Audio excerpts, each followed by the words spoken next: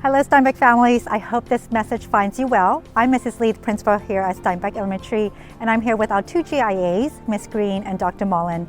We're here to provide you with some tips and strategies to help your students be successful during this time of distance learning. You know as well as we do that student engagement is a huge challenge during distance learning. We will be covering topics such as classroom expectations and norms for Zoom, and how to create a supportive learning environment at home. Students having their videos on during Zoom is super important for their success. In a regular classroom, teachers are able to adjust their instruction based on feedback from students. Feedback doesn't necessarily mean speaking or a test or classwork. Oftentimes, students' body language or their facial expressions signal to teachers that they may not understand a concept or that they need extra help. This tells teachers that they may need to slow down or review a previous concept or provide the student with extra assistance. Virtual learning is challenging because teachers have to rely on students to tell them if they don't understand a concept, and students are hesitant to speak up. One way to help is to ensure that students' videos are on during Zoom.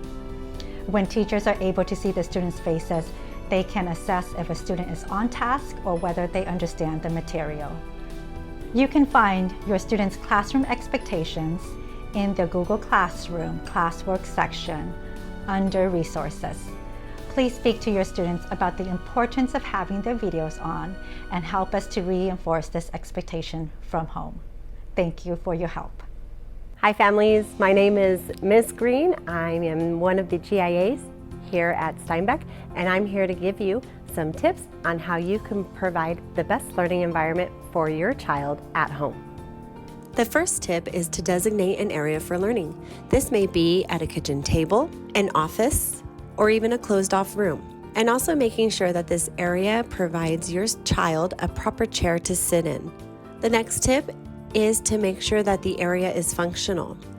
So this means that there is no clutter. There are organizers or bins for school supplies and books, schedules posted, and a timer readily available to alert your child of when his or her instruction begins. That includes whole group, small group, and intervention.